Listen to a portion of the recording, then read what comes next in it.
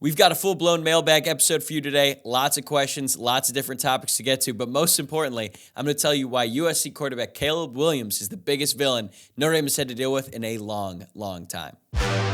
You are Locked On Irish, your daily podcast on the Notre Dame Fighting Irish. Part of the Locked On Podcast Network, your team every day.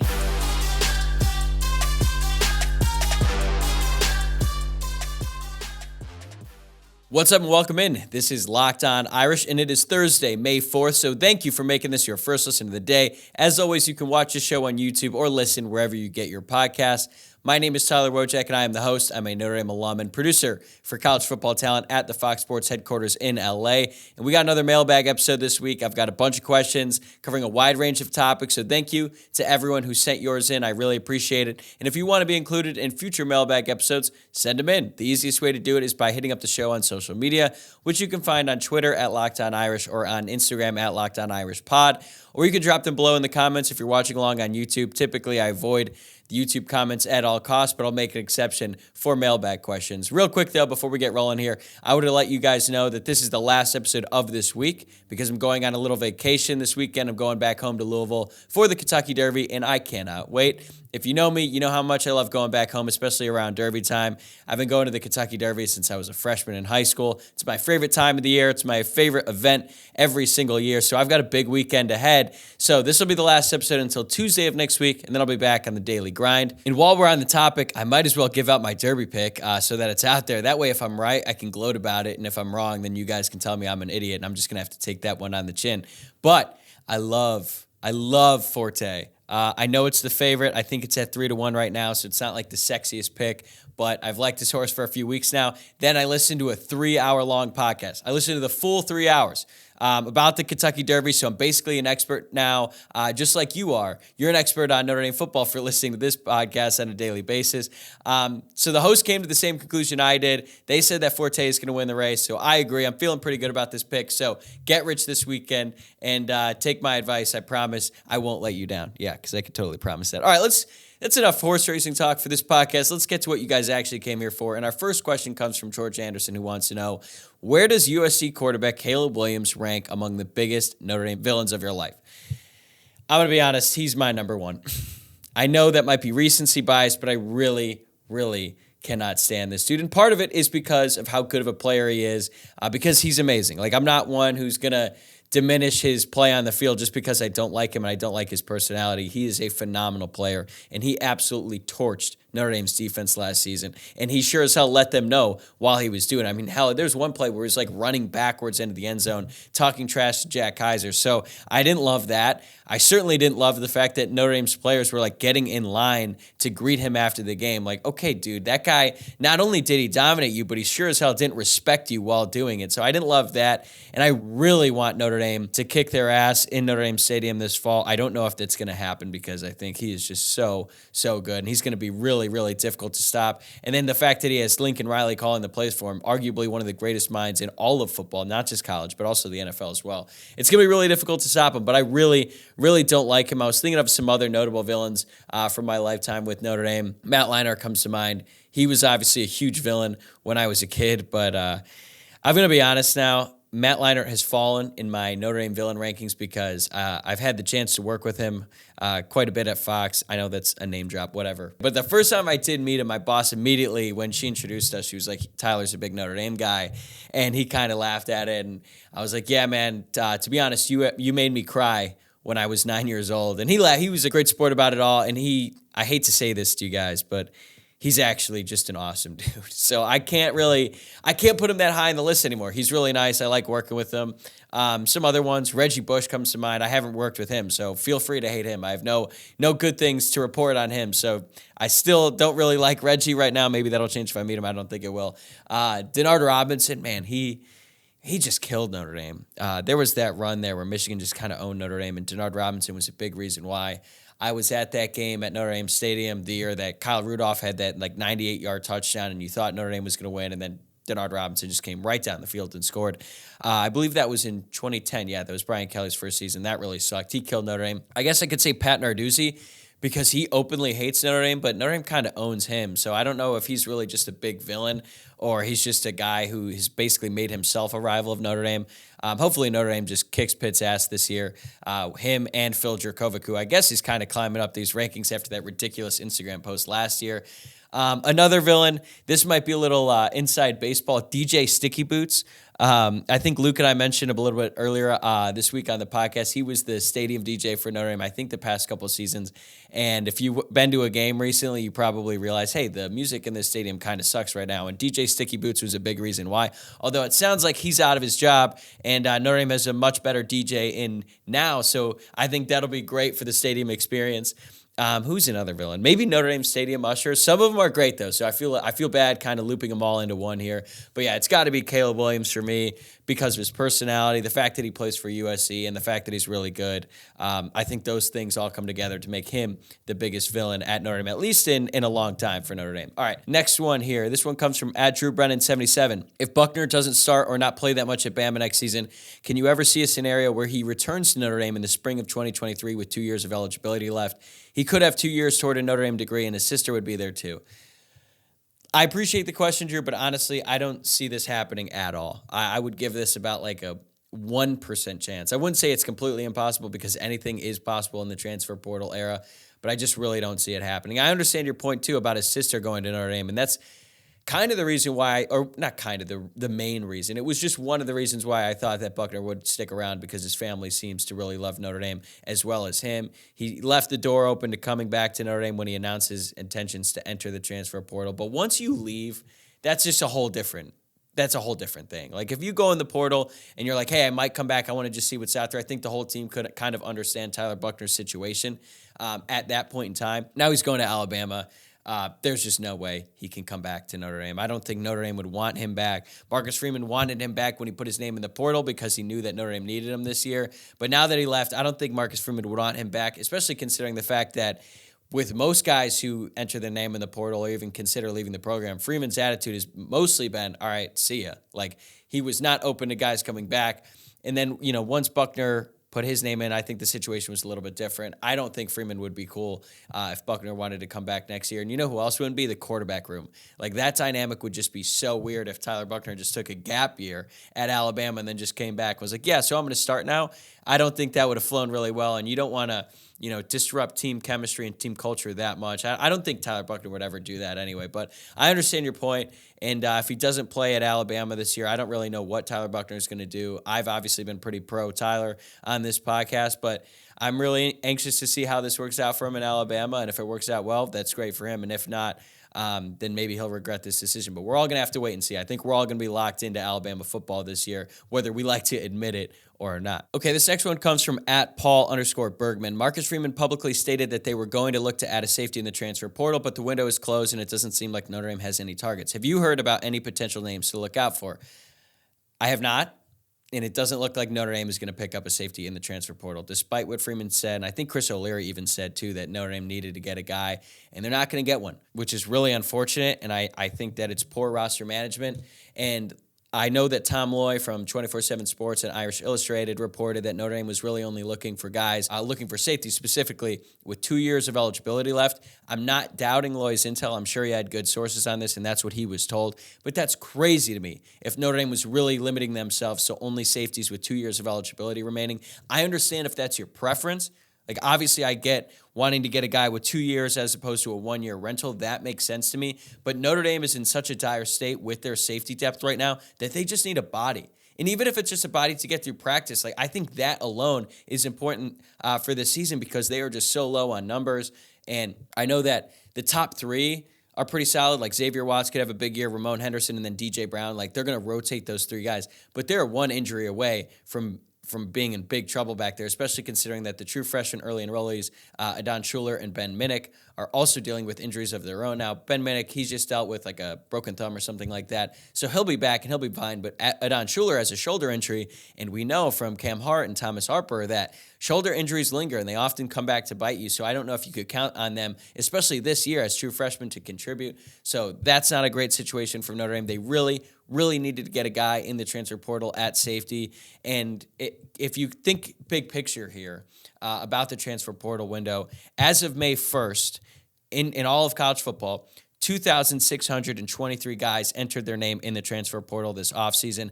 That's about 300 more than last season. So there's a ton of guys out there. That number has been fact-checked, by the way, by one of our researchers here at Fox. So that's a really high number. But of those 2,600 plus, about 75% of them were undergraduate transfers. So that alone cuts out about 2,000 eligible transfers that could come to Notre Dame, because Notre Dame really can only get graduate transfers at this point. And unless, of course, they went to like Northwestern or Stanford. But there's not many of those guys in there either. So Notre Dame really only has 600 eligible transfers to work with. And then how many of those 600 were safeties with 2 years left of eligibility? My guess is not that much, and especially not in this transfer portal window. So I think they really limited themselves here, and I don't really understand why. This is going to be exactly like wide receiver last year, where Notre Dame absolutely needed to get a guy in the portal. They needed to take pretty much anyone, and they didn't do it. So we'll see how it works out for them, but my guess is that it will come back to bite them, although I'm obviously hoping that it won't. All right, here's a quick word from our sponsors, and then I'll be back with some more questions. Looking for a delicious snack but don't want all of the sugar and calories? Then you need the best tasting protein bar ever, Built. You got to try this. If you're like me and you want to make healthier snack choices but you don't want to compromise on taste, then I've got just the thing for you. Built Bars and Built Puffs. Built Bars are healthy and they taste amazing. Seriously, they taste so amazing you won't think they're good for you. What makes Built Bars so good? Well, for starters, they're covered in 100% real dark chocolate. That's right, real chocolate, and they come in unbelievable flavors like churro, peanut butter brownie, and cookies and cream. I'm not really sure how Built does it, but these bars taste like a candy bar while maintaining amazing macros. And what's even better is that they're healthy. They only have 130 calories, 4 grams of sugar, with a whopping 17 grams of protein. And now you don't need to wait to get a box. For years, we've been talking about ordering Built Bars at Built.com, but now you can get them at your local Walmart or Sam's Club, while you can still get your specialty flavors at Built.com. That's right. Head to your nearest Walmart today, walk to the pharmacy section, and grab yourself a box of Built Bars. You can pick up a 4-bar box of cookies and cream, double chocolate, or coconut puff. And if you're close to Sam's Club, run in and grab a 13-bar box with our hit flavors, brownie batter puff and churro puff. I promise you'll love these, and you can thank me later. Thanks again for making Locked On Irish your first listen of the day. This is your reminder to subscribe to the show on YouTube or your favorite podcast platform. And now let's get back to our mailbag questions. This next one comes from @JPerlman315. Do you think the expanded college football playoff format will help or hurt Notre Dame's chances of winning a national championship? So I know that there's different ways of looking at this, but personally, I think it's going to help Notre Dame, because I think that Notre Dame should be in this 12-team playoff every single year. Any year that they don't make that 12-team playoff will be a disappointment. And I don't think that's the case right now in the current 4-team playoff format, even though that's the expectation at the start of the year. There's only 4 teams that make it, and it's just really hard to get in, especially when you consider the fact that Georgia or Alabama, one of those teams, has pretty much got one spot locked in every year. So then you're really only fighting for 3 spots. And if you look back at the recent history of it, Notre Dame hasn't had super great luck once they get in there. They got blown out in 2018 against Clemson, and even though going into that game I thought Notre Dame had a good chance of winning, I think that was because we didn't realize just how good that Clemson team was. They turned out to be one of the best teams of this generation, with just Trevor Lawrence in his true freshman season was unbelievable, and then that defense, especially that line, was just insane. And I don't think anyone in the college football playoff world realized how good they were until they stomped Alabama in the national championship. I'm not going to lie, I felt pretty validated watching that, like, oh, okay, see, other teams get blown out in the postseason too in college football. See, it's not just Notre Dame. But unfortunately, the college football world doesn't see it that way. And then in 2020, that Alabama team was another just unbelievably talented team, a historically good football team, and then Notre Dame got blown out again. But if in the expanded format, if Notre Dame is in it every single year, they're going to have a lot more chances, and they're going to have more opportunities for breaks to sort of fall their way. I think one thing about this 12-team playoff format is there's just going to be more injuries to keep players on good teams, and I think that could definitely change who the national championship is, because obviously the teams at the top of college football are going to have the best shot, the Georgias, the Alabamas, the Ohio States, the usual suspects. They're going to have a great shot. They're going to be more suited to win multiple games, but I feel like if Notre Dame is in it every single year, we're going to see a little bit more parity, not a lot. I mean, I still think the top teams are going to still dominate the top of college football, but more teams are going to be involved, and I think Notre Dame is going to have more chances to win. And I think that as time goes on, I think that the talent and the amount of talent will somewhat shift to the other teams, and I think Notre Dame might be more suited then than they are now. All right, now this next one comes from @Nicholas D. King. If you could pick one recruit in the class of 2024 to come to Notre Dame, who would it be? So if I could pick anyone, and I'm not being entirely realistic about this, I would take quarterback Dylan Raiola because he's the number 1 overall prospect in the entire class, and he plays the most important position.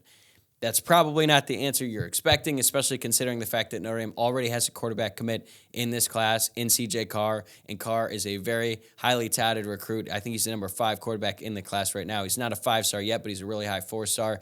But frankly, I think Raiola is better than Carr and every other player in this class. That's why he's the number 1 overall prospect. History says that either one of these guys could end up being a bust, but I think Raiola is less likely because he's rated higher. He's rated higher than Bryce Young was coming out of high school on the 24/7 composite, and Bryce Young just went number 1 overall in the NFL draft. Now, sometimes these rankings get it wrong. I know Quinn Ewers was like a 1,000. He was like a perfect prospect coming out of high school, and so far we haven't really seen that, although I think Quinn is going to be really good this year. Last year, I know he struggled at times, but he was basically, in terms of age, he was just a college freshman. So not everyone is Trevor Lawrence, even though he kind of ruined things for all freshman quarterbacks for the rest of time because he was just so good as a true freshman. I think Raiola is going to be a really, really talented college quarterback, and that's why he's rated so high. So I would take him. But if I'm being realistic about this and I'm considering guys who are actually considering Notre Dame, I'd go with Elijah Rushing, the 5-star defensive end out of Arizona. Notre Dame desperately needs a dominant pass rusher. They thought they had one last year when Keon Keeley was committed to Notre Dame. Then obviously he decommitted to go to Alabama. And Notre Dame needs a guy like that immediately. These teams who are winning it every single year, they've got dominant pass rushers. We talked a lot about how Notre Dame needs guys at the high-value positions in the NFL draft. Defensive end is obviously one of those, and I think Elijah Rushing would be an absolutely massive pickup for Notre Dame. I'd rather have Rushing over Justin Scott like 10 times out of 10, mostly just because of the position that they play. And also I think Rushing is a better prospect. So we'll see what happens. I know that Rushing has a good relationship with defensive line coach Al Washington. Notre Dame is still considered a long shot in this recruitment as it stands, but we'll see. Maybe after his round of official visits in the summer, that will change. And if Notre Dame is able to land him, I think Rushing could play immediately at Notre Dame and be an impact player, much in the same way that I thought Keon Keeley would have been this year if he had stayed with Notre Dame, but obviously that's not the case. Okay, next one. Irish fan 7612 wants to know, describe your dream golf foursome using only Notre Dame public figures. This is a good question. So the first one is easy. It's got to be Mike Bray because I'm not very good at golf, and I'm going to need a drinking buddy in the cart to make it fun when I'm hacking away on the course. And what better drinking buddy is there than Mike Bray? I think he would be absolutely perfect. And plus, I'm sure he'd have all kinds of good stories. So we could just talk a bunch in the cart and not even focus on the golf aspect. I don't know if Mike Bray golfs. I don't care. He doesn't have to take a single swing on the course. As long as he's hanging out with me on the court, I think I'd have an awesome time. So he's my first pick. The second pick, some people aren't going to like. It's Brian Kelly. Because I know he's a big golfer. Maybe he could give me some tips. He'd take that part of it seriously. If we're doing a scramble and I get to pick a two-man partner, I would take Brian Kelly because he'd probably carry me on the golf course. And look, I know a lot of fans don't like Brian Kelly, and I get it. He left, and he said some dumb things since he left. But I have so many questions for Brian Kelly. I want to know. I have so many different things I want to know, and I'd probably just annoy the hell out of him on the course because I'd just be pestering him with questions the whole time. But it would be really, really interesting to just be with him for 4 hours and have the opportunity to talk to him, ask him questions, things like that. And I know people don't think he's the funniest guy. I kind of love his dry sense of humor, and the fact that he isn't funny kind of makes him somewhat funnier and in a weird, endearing sort of way. So, yeah, he's my number two. And then third, I thought about this for a while. I thought about some funny ones, but I think golfing with Joe Montana would be pretty incredible. Like, he's one of the greatest football players ever, and I think he's another guy who would just have stories on stories on stories about his experience, not just at Notre Dame, but playing in the NFL and everything that he's done since then. I think that would be great. Plus, he's sponsored by Guinness. Personally, not a huge Guinness guy, but I don't know, maybe he could hook us up, and that'd be awesome to have. It'd just be an awesome group to be with. So there it is. It's going to be me, Mike Bray, Brian Kelly, Joe Montana, hacking away on the golf course and drinking some Miller Lights and maybe some Guinness too for Joe Montana. All right, we got a couple more questions left, so stick around for those, and then we'll wrap things up. Okay, we got a couple more questions. This first one comes from @1842ND Irish. Any guesses as to why Tariq Bracey didn't get an undrafted free agent deal? I really don't know. I wasn't shocked that Tariq Bracey didn't get drafted because he wasn't showing up in any mocks or anything like that. I think part of that has to do with the fact that he had some really bad tape for that from that 2020 season and into 2021. But honestly, by the second half of 2021 and going into 2022, like if you look at Notre Dame this past season, Tariq Bracey was one of the most valuable players on the entire team, especially on that defense, because he was just really, really impressive last season, not only in coverage, but he was also great at making open field tackles. So he really came on last year, and Notre Dame really needed him. I was actually at that USC game with Luke Smith, and we didn't hear on the broadcast that Tariq Bracey wasn't playing. We didn't really have great service in there. So at first we were like, where is Bracey? Why isn't he playing? And then I thought, well, if they don't have Tariq Bracey, Notre Dame has no shot in this one. And then they ended up losing to USC, and obviously not having Bracey was a big reason why they could not stop anyone in coverage. But anyway, as for the NFL draft, I think Bracey's testing numbers and measurables were just okay. Like I said, he had a couple bad years, but I think that most teams would be more inclined to look at what he's done lately, because I think that's a much better indication of the type of player he is now. So I don't know, but on Wednesday, he actually did pick up an invite to the Houston Texans rookie minicamp, so he'll hopefully be able to have a chance to make some noise there, get an opportunity. Kurt Hinish was an undrafted free agent signed by the Houston Texans, and then he made their opening day roster. So it's not out of the question that Tariq Bracey could make the team, although a rookie minicamp invite is not as good as an undrafted free agent deal. And both of those things, it's rare that those guys get on the opening day roster. But I don't know, maybe Bracey will surprise some people, and I really hope he does, because I think he's a really good player. All right, last one.